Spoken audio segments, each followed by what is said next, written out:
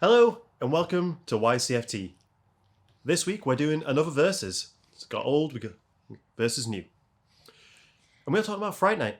Yeah. The original 1985 film versus the 2011 3D remake. I forgot it was 3D. You forget it's 3D right up until it gets really obviously 3D. It's 3D, yeah. Both films, I'm just going to say out there, both films are good in their own right. Yes. And really cheesy. Yeah. Basically, they are a good time. Do you want to give me a little bit of a backstory on the original film? I will. So, yeah, the original is 1985, which I just think was a great year. It was. For movies in general. Its budget was $9 million. And do you want to know box office right now? It ended up grossing $24.9 million. So it did okay. It did do okay. Critics really liked this movie at the time of its release. For what you told me, the special effects budget at this time was the highest it had ever been for a horror movie. Yes. At $1 million. Yeah. And it shows because it looks great. The vampire effects look great. Spoilers, yeah. Friday Night is about vampires. We are like knee deep in spoiler territory. Yeah, this film's for both very of old these now. films. Yeah. So the prosthetics on. We'll go on to that in a bit. Let's see the plot. Well, okay, so the basic plot of this film is we've got a young guy called Charlie who's in high school, becomes convinced that his new neighbour is a vampire. And so the film is, the first half of the film is him just trying to convince his nearest and dearest of this fact, and trying to defeat the bad guy. Yes, so it's basically the girl next door. But he's a vampire. But the girl is a male vampire. But he's, a his very suave male very vampire. suave, named Jerry. Jerry Dandridge. Jerry Dandridge. Yeah. Played by Chris Sarandon. Sarandon. God damn it. We've got a While bit of a researching this, stumbling I have block. never been able to get his name right. Chris Sarandon. Chris Sarandon. Yeah. It was directed by... It is written and directed by Tom Holland. Not Spider-Man. Not the most recent Tom Holland, but this was the original Tom Holland's directing debut as well. And he went on to do Child's Play, which also had Chris Sarandon in it. Yeah, Sarandon. This is going to be a thing. Yeah. Just accept I'm not going to... There's something about his name that will not register in my brain. Have you heard of the actress Susan Sarandon? Yeah.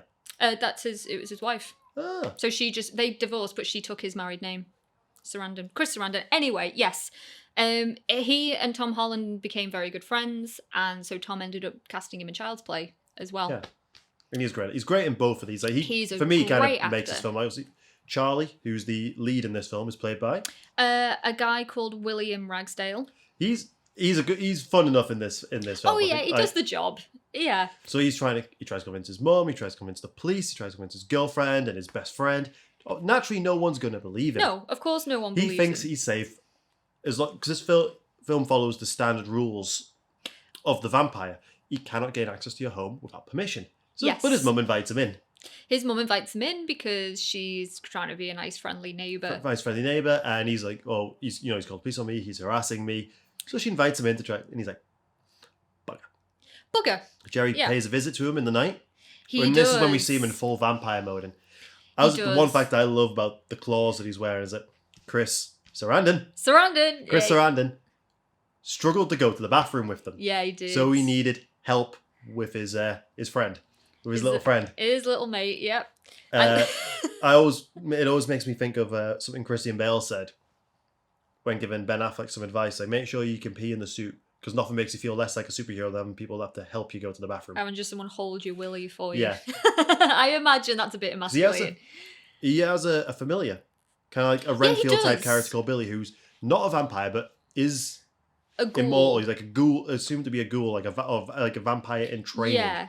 Yeah. To look after him during the day. Yes. Yeah. To make sure. Kind of like classic vampires, it's very romantic, and he takes a liking to... He doesn't initially, because he just tries to warn Charlie off. He actually has no intention of killing him. He takes a liking to Charlie's girlfriend because there's a painting of someone that looks a lot like her in his home. Yeah, there is. So his relationship with Charlie at the beginning of the film, as you say, like, he doesn't really intend on killing him. He gives him an ultimatum. He says, look, if you stay out of my business, I'll stay out of yours. Charlie can't let this go. Yeah. And so with the constant harassment, Jerry stumbles across his girlfriend. He meets Amy. And yes, she does resemble a woman from his past, who we assume is possibly a reincarnation. She might just happen to look like his lost love. It's never really explained, but it doesn't need to be. But the gist is this becomes a big part of Jerry's goal. He now wants to defeat Charlie in order to get the girl. Well, the name Fright Night comes from a show that Charlie's into. And it's one of the shows where it's an old horror movie and there'd be a host.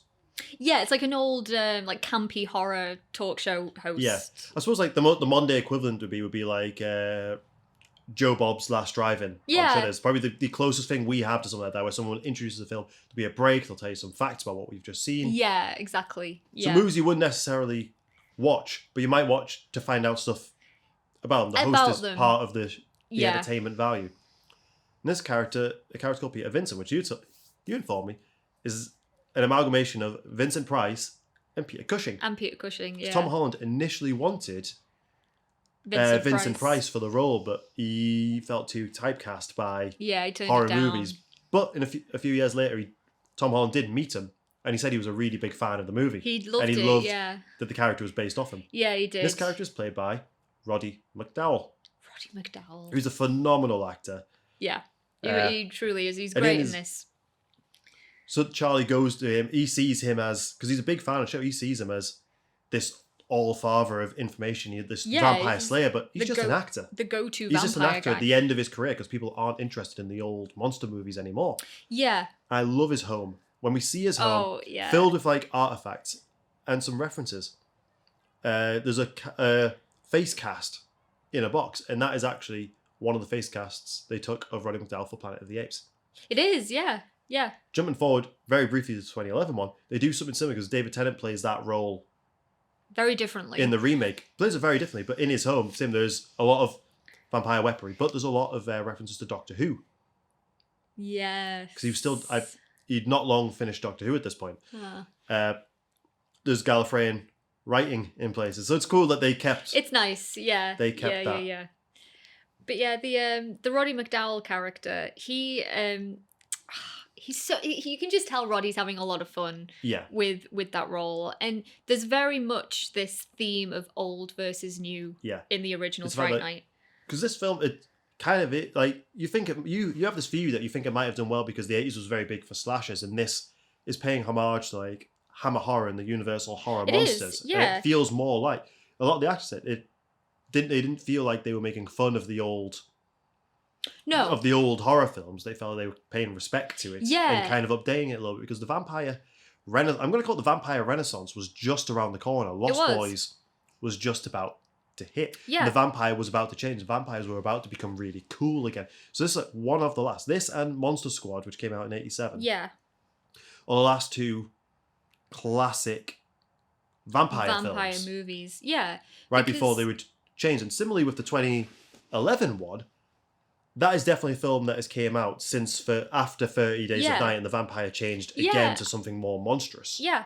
More animal-like. I mean, the 80s as a whole, when you look at horror, it's deemed as, you know, very unoriginal, and it's the decade that people think, oh, that's when the cheesy horrors started coming along. We didn't get anything of merit. It is cheesy. Oh, it is cheesy. It is cheesy, but it's charming. Yeah, I mean, Chris Sarandon has said, who, you know, ironically, he didn't even want to do this movie because he was not a fan of horrors, and he was one of those people that thought they were cheesy, and he was too, you know, well-respected an actor to demean himself by doing a horror. He loves this film. Yeah. But he said, and this is a quote I love, that, you know, we had fun with this genre without making fun of the genre. Yeah. And I think that it's totally true. I mean, yeah, you are right. By the time we get to the mid-80s, monster movies had fallen out of favour. We were big on slashers. We had Halloween. We had Friday the 13th. Eventually, we had Child's Play. You know, slashers are in full swing. So this was, in my opinion, just a welcome departure. It's like, at the time, for the 80s, it's a modern, updated take on those classic monsters. Like, but it's still like, it's very romantic. Like the scene that you love, it's a very famous scene, is the scene. Oh, the club scene. At the club. Yeah. When such a great sequence. Yeah, when he finally goes for Amy. But prior to this, he actually got to Charlie's best friend, Ed. Or Evil Ed, as his nickname is. We've got to talk about Evil Ed. Evil Ed. He's a bit of an outcast. I personally think they established their relationship better in the next one, but we'll get to that. Yeah. I love, as a character, he's great. He's just a bit of an oddball, bit of an outsider, and Jerry hones in on that. Yes, yeah. The Evil Ed character, when you first watch it, he's played by a guy called Stephen Jeffries, who just gives the most over-the-top performance I've ever seen. Like, I don't know if you can class it as a good performance necessarily, but it's later in the film, wacky. It is. When he's just a person, because, again, major spoilers, Jerry turns him. Jerry turns Ed into a vampire. And that's instantly when his performance fits the role after that. Yeah, I mean, he is friends with Charlie, he is friends with Amy, but I think it's implied he's a bit too hard to handle sometimes. He's a little bit too over the top. He doesn't know when to rein it in. And so the other two get frustrated with him a lot. And he does feel and come across as a bit of an outcast. And, Jerry, being the seductive, suave vampire that he is able to manipulate that. Yeah. And we have this really very emotional scene where he corners Ed and basically seduces him to become, not romantically, but, uses his charm to turn him into a vampire. Yeah. Basically saying, come with me. What's his fear is and I'll make sure very okay. fluid as a character, because this isn't about sex no. for him. It's like an animal giving off like pheromones to attract.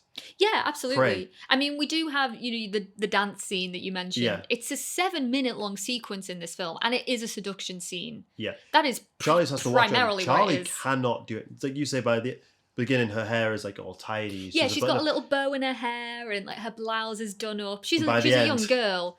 Oh, she is. Yeah, she's a end. woman by the end of that dance. I mean, she's learned some things by the end of that dance. It's a great scene. It really is, and there's this great bit of editing as well, where again going back into classic vampire mythology, vampires don't cast reflections, and there are these floor-length mirrors in the club, and she's dancing with him, and when she takes a turn step, he disappears in the mirror, and she's just dancing by herself. But then it cuts to when they're dancing together, and then it cuts to the mirror and she's dancing by herself. It's just really really cool. Well done. That's probably the first time Amy, the character, realizes, this is he is a vampire. That's also how Peter Vincent realizes that's true, because Amy has to pay him to go and do a check on Jerry. Said, look, we've talked to him. Yeah. We just need to convince Charlie that this isn't true. Yes. If we pay you, will you come and do a test on him? And at this point in his career, he'll do anything for money. And he'll do anything for money. He's just lost his job. Obviously, Jerry's playing along with it. Yeah. Which is really clever. And he's like, because he says to him, because he's like, I'm not religious. He's like, it's not real holy water. Yeah. It's it's tap water. Yeah. But he drops a mirror. And that's when he gets the first. Yeah, there's no reflection. For him, it's like, oh God, this stuff is real. Yeah, he panics. Completely panics. Yeah, in that moment. Because realistically, Ed doesn't actually have a lot of time with Charlie in this film. No, he doesn't. He goes after Peter. Yeah. Because he can't deal with the fact that his hero is a fraud. Yeah. He can't deal with that. He's just an actor. He's just an actor. He doesn't really care about vampires that much. It was just a job. It was a job. It was a job. And it was, one of the only few ones that he had. Yeah. And, desperately clinging on to that last little bit of fame that he can. He's a very sad character, Peter Vincent. Yeah. It's just a look on, like sometimes careers just die. But I also, him and Ed arguably are the emotional core of the film. Yeah. These are two of arguably the most heartbreaking characters. And it's like the two scenes that they have together, because Ed confronts Peter at his home. As a vampire. And it is incredible. Oh, it's so good. Again, we get that really over-the-top performance by Stephen Jeffries. But we also have another scene with Ed and Peter Vincent. A showdown. Because Peter does eventually agree to help. He does, once he's convinced that this is real. And he finds that inner strength. Because he's kind of portrayed as a bit of a coward throughout most of the film. I think it's a very realistic portrayal. Because if you, as a person, were suddenly encounter all these supernatural things that are real, you are going to be scared. Yeah, absolutely. And you don't know what out of the mythology that you know, that you just are just finding out is real, you don't know what is real. Yeah. Yeah, what works here, what doesn't. Does garlic work? I don't know. Yeah. The movies say it does, so let's try it. That's literally logic. They go, oh, this is what happens in the movies. Yeah. And they have a showdown, Ed versus Peter, in Charlie's home, and it is amazing. From a special effects standpoint alone, it's incredible. But on top of that, we also get 2 really good performances. 2 incredible performances. And again, there's no dialogue. No. Peter Vincent successfully manages to maim Ed. And Ed, as a vampire, is also able to transform into a wolf. Yeah, which is something that Dracula has been seen doing in the past. Playing it's big, like traditional vampires turning into bats that we do also see in this movie. Like, this is Jerry is kind of like he is Dracula. Yeah, he is. Yeah, like without them saying it, he could very well be Dracula. Yeah, like the big daddy of the vampires. Yeah. Yeah. But yeah, Ed is. I think he's stabbed by Peter Vincent, and we have this very extended sequence of Ed just slowly dying and slowly turning back. But turning back human. Hard. It's emotional. It is emotional because, as I say, there's no dialogue. There's a sadness to it. There is a sadness to it. This is just, he was a sad teenage boy, and he didn't deserve this. He didn't. And you see it in Roddy McDowall's face, brilliant actor that he was. He's getting so emotional that he's killed this teenage boy. You kind of realise that once they've been turned, they aren't. No. They take on some personality traits, but they aren't the same person anymore. It's like a disease in a way. Because Amy has also turned. Yeah. But she is instantly ready to turn on Charlie. So once they are vampires, they are not who they once were. No. What they're like, the traits that they show is just a technique to lure the prey in. They are not the person they were before. And that scene, I think, is like one of the greatest scenes in a vampire movie. I think it really is special. I mean, again, you've got just so many winning elements that make that so good and memorable. The special effects are incredible. It shows that Charlie's almost the least interesting character in this. Yeah, in a way. Yeah, that's so obviously true. He has his showdown with Jerry. He does at the end, yeah.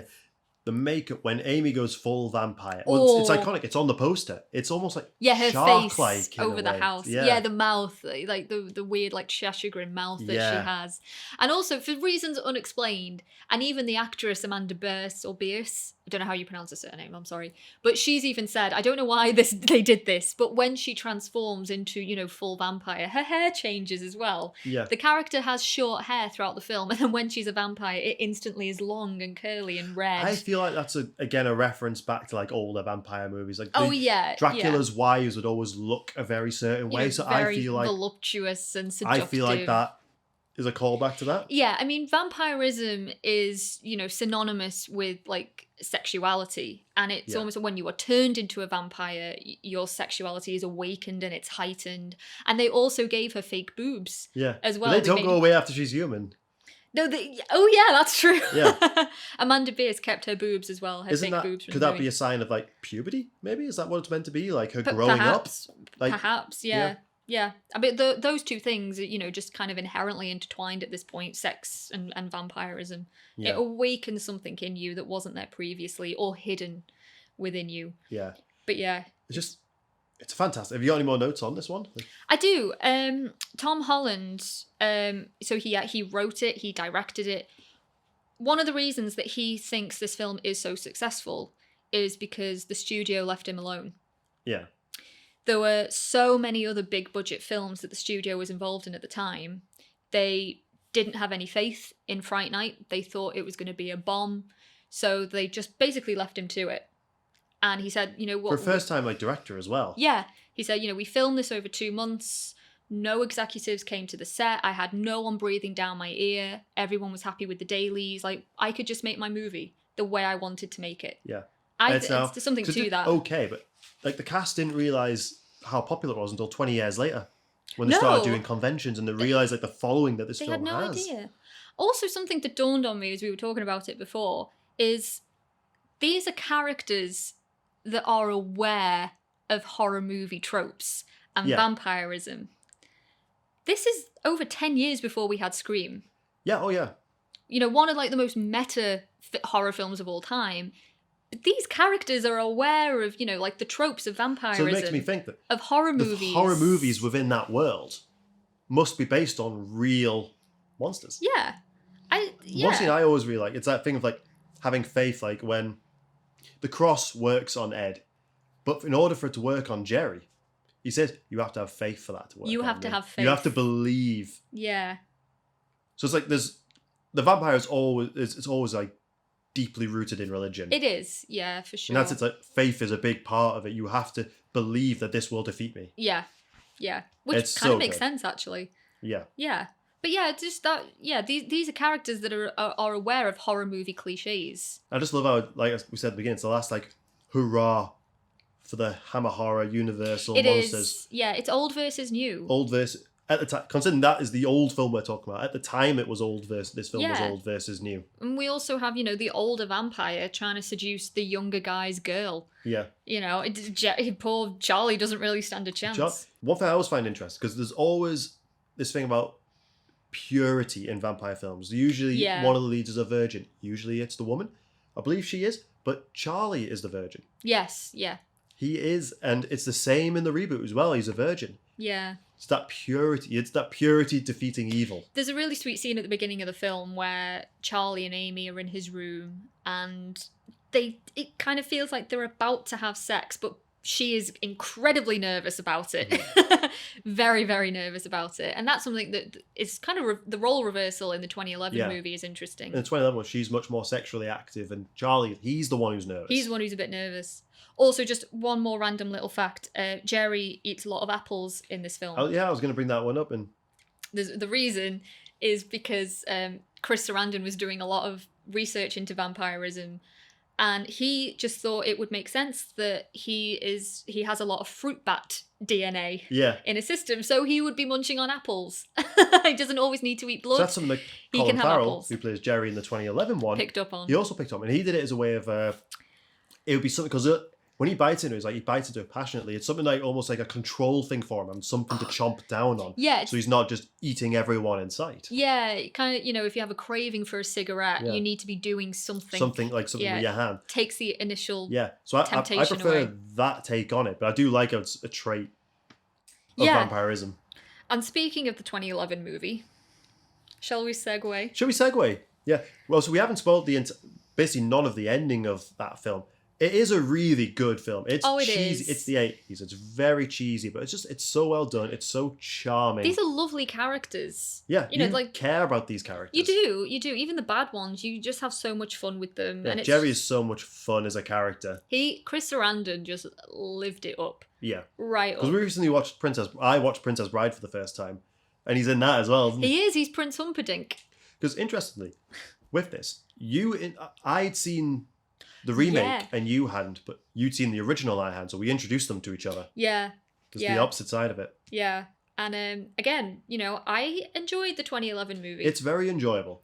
It's different enough. Yeah. The bare bones of this story are the same. Yeah. But I think Anton Yelchin's Charlie is actually a stronger character. I agree with that. And the late great Anton Yelchin, we love him as an actor. He was taken from us far too soon. Yeah. And he is amazing in this film. He really is. I prefer the way they establish him and Ed's relationship.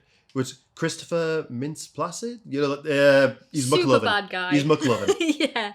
So it's like they were good friends. They were proper nerdy friends, and Charlie gets cooler friends and wants to separate himself. So you can see that, why there's tension between them. It's a broken relationship. It's a broken friendship, and it's Ed who is aware of vampires, and he can tell. He knows that Jerry, played by Colin Farrell. You're going to pick a very sexy guy to be a vampire. Colin Farrell's not a bad shout. Not a bad shout at all. No. So Ed is the one hunting down. He's trying to convince Charlie that his neighbour is a vampire. And we've moved it. It's out of the suburbs and it's set near Vegas. Yes. Because he doesn't have a Renfield character. No, that's no Billy. Gone. He works. His thing is he works the Strip, the Vegas Strip at night. So he sleeps during the day, and that's why his windows are blocked out. Yeah. It's a very believable for the setting they set it. They establish here. It makes sense. Oh, it does make total sense. There's a lot of people. It says, there's a lot of people that work the Strip. Yeah. And it's also says that a lot of people are leaving the area. Yeah. There's a lot of people are leaving. A lot of people are being eaten. Yes, So a lot of abandoned people homes disappearing. Yeah. Whereas, like I said, this one was definitely made as a result of like 30 Days of Night. Like a much more aggressive, animalistic vampire.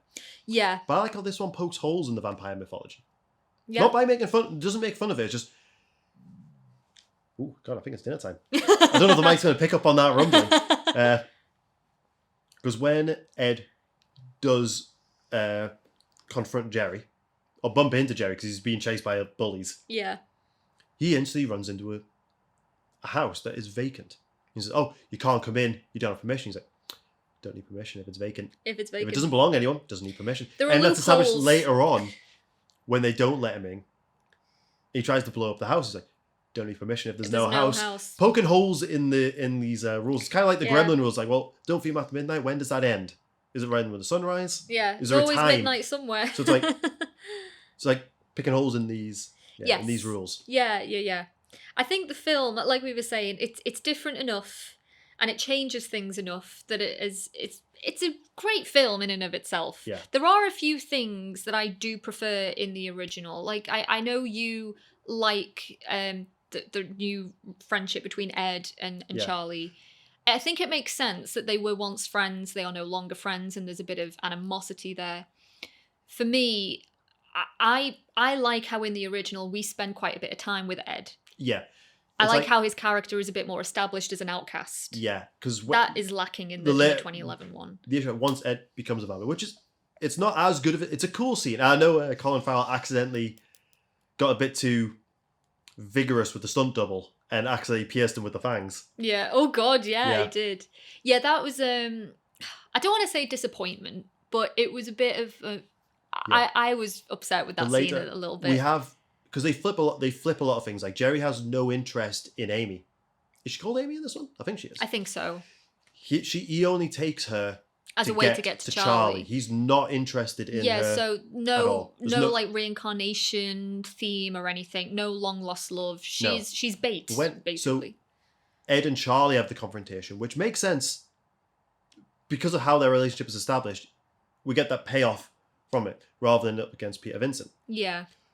But they kind of go a bit too far with CG, and their fight comes across as a bit too cartoony. It doesn't have that heart that the confrontation with Peter has in the original. I also think Ed's turning when he is bitten by Jerry, which is actually quite early on in the film. Very early on in the film. In contrast to the original, where it's a good maybe at the halfway point.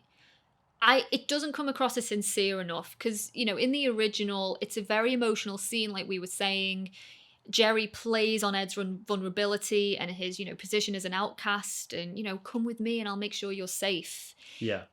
In this remake, you said that Ed is a firm believer in vampires. He's convinced that Jerry is a vampire, but he still allows himself to be bitten. Yeah. Which, and we have that thing of Colin Farrell saying a similar thing, like, come with me and, it'll all be okay. I just don't think that incarnation of Ed would buy into that so easily. He's not a vulnerable character like the original one was. One thing I do love, just an on-set fact, is this is what Colin Farrell's, one of his favourite times in his life, because his mum met her next husband on set, and they're still together today. Yeah. And he looks like everyone had a lot of fun. Oh, 100%. On this film as well. Yeah. I personally really like what they do with Peter Vincent. To me, the Fright Night thing doesn't make sense, because now it's like a stage show in Vegas with vampires. That to me doesn't work. And he's very much more like a gothic actor, performer, leather pants, shirtless, eyeliner. Very 2011. The emo phase was in full swing, or coming a bit to an end. So it does make sense for the world. I just think having the stage show called Fright Night just doesn't make. No, but there's a change they make to his. David Tennant is great in this. Love David Tennant. I love David Tennant in this role, and it's like because Charlie doesn't believe any of this stuff, so he has to seek, rather than the first one where Charlie is a massive fan of it, he seeks him out because it's basically the only option. Yeah. In this one, and he has all the artifacts, and he's vulgar. You see him slowly taking his costume off, and he's sleeps with a lot of women, drinks a lot. But they add a bit to his backstory. As established later on, is that his parents were killed by a vampire. Yeah. Which does turn out to be Jerry. Yeah. So he actually does believe in vampires, but he tries to forget it. Yeah, because he knows He's no done one his would research. ever believe him. He's been told for years that what he saw didn't happen. Yeah. And I think, to me, then the reason why he does eventually join the fight makes a lot more. He's still a coward. Yeah. He's still not very good at what he does. But there's more of a pull, a reason as to why he is there, and I think it adds a bit more depth to his character. There's a scene between them, isn't there, near the end, where Charlie's trying to recruit him to join forces to defeat Jerry. And I think, I'm paraphrasing a bit now, but Peter says something like, I'd rather just be alive. Yeah. I'd rather stay alive. And then Anton Yelchin says, well, if staying alive means I'm going to become a man like you, I'd rather take my chances. Yeah. Yeah, it's like, I think that's a bit where it hits home. Yeah, it really does hit home for yeah. him. It just, I love it. And simple things like... Yeah, it's different enough that it's fun. It is. And it's... when we get I want to talk about one scene in particular I think sets this as a good vampire movie. One of Charlie's neighbours, who's like a pole dancer or a go-go dancer or something like that, you see her going over to Jerry's house. But prior to that, Jerry tries to gain access to Charlie's home, saying he needs some beer. And you can see him hovering in the doorway. Charlie gets the beer for himself. He's like, I can have it. He's like, no, it's fine. You stay there. You stay. You can see it's so tense. It is. It's really good. I don't think they overuse the 3D in this. But when they do 3D, it gets a bit... Yeah. It's even like Jerry's transformation. It looks cool because it's kind of like monster-like. Because they eventually tone it down. But they got told they needed to make it more monstrous. It's a bit CG for me. Little bit CG. I think some of the CG, quite a lot of it is dodgy in this film, to say the least. I know it's 2011. It's the 3D element of it. But then we have the scene. Charlie sneaks into Jerry's house to try and save his neighbour. I think she's called Doris. I would look because he's got tunnels underneath the house. He's got a secret place where he keeps his victims. Because what he finds out from Peter, this breed of vampires, so it establishes multiple breeds of vampires in this, are feeders. Yeah. They keep them alive. Yeah. And then we have this great scene, this tense scene of Charlie trying to sneak her out the house, where we see Jerry munching on his apples, drinking beer, walking around the house. Yeah, they're trying to hide from him. Trying to hide, sneak out. And so it's really good. It's so tense. He saves her, technically. He technically does. But it's when they go out the door, and then you just see Jerry just stood there. He knew the entire time that they were there. He let them leave. And he's cunning. As soon as she leaves, she bursts into flames. Yeah. It's horrifying. You can see Charlie's like, what? Yeah, Anton Yelchin's so shocking. face He is, does whoa. technically save her. He gets her out. But only because he let her out. He let her go. Yeah, that was entertainment for him. That was entertaining for him, and it's also a warning to Charlie. Yeah. Yeah. I think, again, one of the... Not issue, again, it's the wrong word, but something I loved in the first film was we really had that sense of the neighborhood watch feel. There's a lot of sequences near the beginning of Charlie, looking out the window with binoculars. I think he has. We don't have that side of things. We lose that in this film, but it is replaced with that sequence in the house. Yeah, which is so. It's pretty cool. One of my favorite things, for me, Charlie in the original film does not feel geared up enough to be going into a fight with a vampire. Oh, absolutely not. We have a full gear up scene. Yeah. He's going in there with a plan. I'm not going to spoil the ending. No. Is this film? Okay. It's actually on Disney Plus, the reboot. Oh yeah, it is. Yeah. The remake. So it's worth watching. It's a fun film. So he's got weapons. He goes in with a plan, and he feels ready to fight this vampire when he goes in there. Yeah, he is geared up. And then that sounds like he's got an underground lair and everything that he's dug, which hints back to the beginning of the film when he's got a dumpster full of dirt. Yeah, absolutely. It's great. A bit CG towards the end. I think there's a lot of CG. Yeah, which... But the fight feels... To me, it feels more personal. Yeah, it is. So I think in this film, this Charlie spends more time with Jerry. Yeah, I think so too. Chris Sarandon, I got it, does have a cameo in this film. Yeah, he does. His only credit is GD. Yeah. For Jerry Dandridge. Because there's a car chase sequence. Yes. And another car pulls up.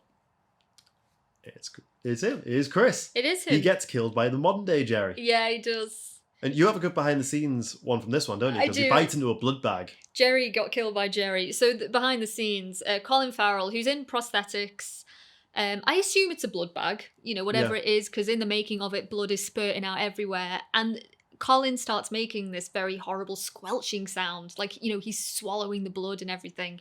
And they cut, and the director of this movie, Craig Gillespie, said, "Oh, Colin, that was great. You know, that was really good. I love that sound you were doing." And Colin said, "Like, that was nothing but sheer terror-stricken air trying to get through my gullet because I just swallowed a load of blood and I was almost choking to death." But I'm glad you liked it. But it sounds great. And I'm pretty sure they kept it in. Yeah, he was like, "That was just fucking terror, mate." That was all that was. Yeah, I absolutely love it.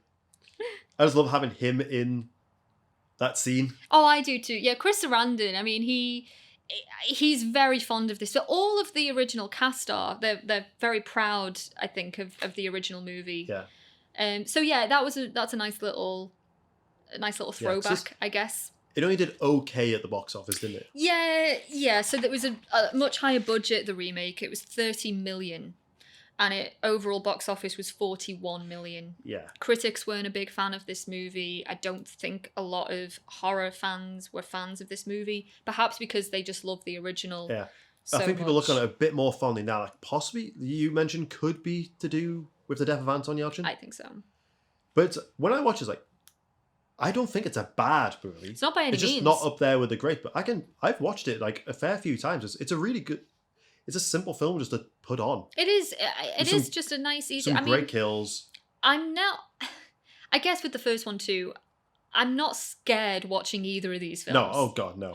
But they are very fun to watch. And you know, talking of Anton Yelchin, he is just such, you know, like the everyman. He is better than the actor who plays Charlie. I've got to say, he was such a good actor. He's just such an endearing presence on the screen. Like, he just has that everyman quality about him. You know, like he was a good looking guy. He wasn't, you know, like gorgeously, like outrageously good looking. He was just kind of cute.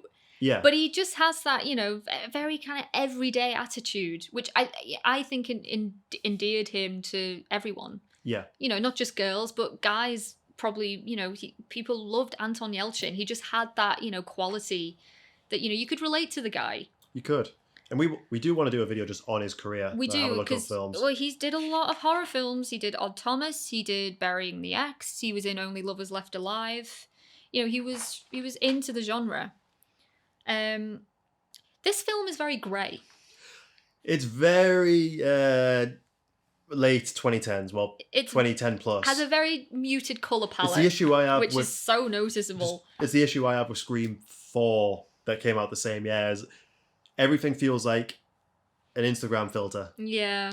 It's very, very grey. The first one is very vibrant. It's very 80s. Like, even the costumes they wear, Colin Farrell is in like a grey t-shirt for most of the film and black pants. I do really like Colin Farrell in this role. He's very suave. Do you remember who was originally considered for the role? I do not.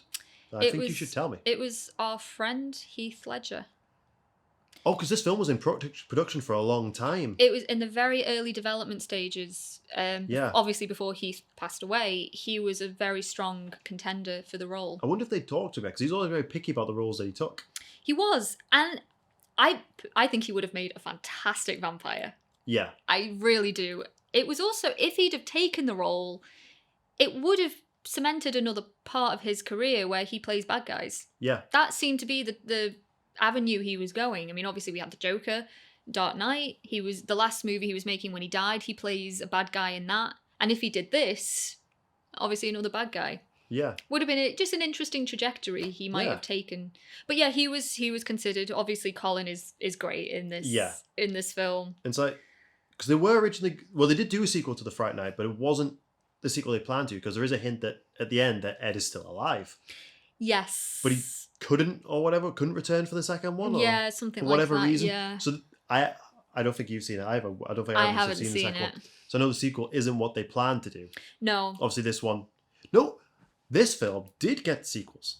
It did get a sequel that is basically unrelated and it's very low budget. That did not. I only found out when researching this. Yeah. Yeah, it's just called like Fright Night 2.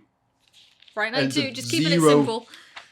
Like, not related to this film in any way. Yeah. Yeah, both films have their issues and both films are charming in their own right. They are. I think the first film, you know, again, with the whole neighborhood thing, and, you know, he's this love letter in a way to old-fashioned horror movies. Yeah. I like the relationship that Charlie has with Peter Vincent in the original, because he is a hero of his. Yeah. We don't have that in the remake, but it still works. By the end, you can see a friendship, because they're closer to a similar age, I think. Yeah. Like, he's not that much older than him. No. So you can tell by the end that there's a brotherly bond. There is, yeah. And because of what they've been through. Yeah. It's just, both of them are really good films to watch. I think it's like, if there'd been more sequels, I would argue this is more of a reboot than a remake, because they changed so much about it. They changed bits of the vampire mythology. They changed the setting. Yeah. They it's only the bare bones that are the same. Like, 'cause even the majority of the plot is different. Yeah. It is good enough to stand on its own, just as like a fun little vampire film. I think if you had to sort of keep it very simple in the differences, all you need to do is look at the posters of these films. Oh god, the poster for the 2011 one was just boring. It's boring as hell. It's such a 2011 poster. I think it's literally just Anton Yelchin stood there by a sunset, like holding a stake or an axe or something I like miss that. painted posters. I miss painted posters. I You know, really if do. you look at the original one for this, it's so cool. We're in a time of really boring posters. Yeah, we really the latest are. Spider-Man film is like prime example of that. All they brought out more interesting posters for the film after the film came out. Yeah. The ones to lead up to it were terrible. Another just very quick, interesting fact about 2011: Steven Spielberg provided a lot of creative input for the film. That's cool. He was involved in the storyboarding and Again, we've mentioned it before. He's really interested in horror. He is. It's been a long time since he's put his name to one. Yeah, I think it's time he directed one. I think it is time as well. But yeah, I mean, I love both of them. Do you have a favourite of the two? I think, as a film, I think the original one is better. But I have a soft spot for the 2011 one because of Anton. Mm. So I'm going to say I'm more likely to rewatch the 2011 one. Mm. But I think 85 is better. It's just a better film. It's just technically a better film. Yeah, I think I would agree with you there. Actually, I don't know. I'm probably just as more likely to rewatch the original if it was ever on. Yeah. I like both of them equally. It's like you don't have to see. You don't have to have watched the original to understand and enjoy. Because I recently watched the 85 one. The 2011 was the one I saw first, and I got enough enjoyment out of it. Yeah, I mean, coming towards the end of that 3D, that weird 3D phase. I'm glad we're out of that now. Yeah. But yeah, the 85 one, it did well at the time of its release. It is still a cult classic, considered a cult classic, and the 2011 one didn't do very well at the time, but people seem now to have mellowed and softened to it a bit. Yeah. I think maybe it could be nostalgia playing into that 2011. For us as a time, you know, like now we look back on with a bit of affection. It's far enough in the past that, you know, it's fun to revisit it. I also think it's because of Anton. Yeah. People interested to check out his filmography and just see him as a young guy again. Yeah. So, thanks for joining us this week. Yeah. We find this interesting. Another versus. It's another versus. We enjoy both of these. We enjoy both of them. We enjoy doing these ones. I like comparing the old and the new. Yeah. Not necessarily trashing on either of them, just showing the differences. Yeah. And, you know, for sometimes justified reasons as well. Yeah. I agree. I think Anton is a better protagonist in the remake than we get in the original. Yeah. So there's fun to be had. And fun to be had with both of them. At some point I'll watch part 2. We will at some point. Tom Holland has said he will do another sequel that overrides the original sequel. Has he? Yeah. So That's news to me. a requel. He's going to do a requel. He's going to do another requel. Oh, that'd be cool. Yeah. I don't know if it's like he's said that's what he wants to do. I don't know if it's been absolutely confirmed, but he's interested. Okay. Yeah. That could be interesting. Mm-hmm. You wait till now to drop that knowledge bomb on me. I know. Wonder if Chris Sarandon's going to appear in that one. I reckon he'll have a cameo in it. I bet if had. He said he kept most of the wardrobe, didn't he? Because most of it was bought for him anyway. Yeah, and maybe the 2011 cast might have a cameo in it as well. Can you imagine if David Tennant just has a little cameo in it or something? I would love it if they did that. Yeah. So yeah, check them out. Like I said, the remake is on Disney Plus, so it's easy to watch it. I think the original is available to rent on Prime at the moment. Yeah. And they're both worth watching. They're both fun films. They are. They truly are. If you're into your vampires, definitely check them out. Yeah. So, farewell. We will see you next week. Bye.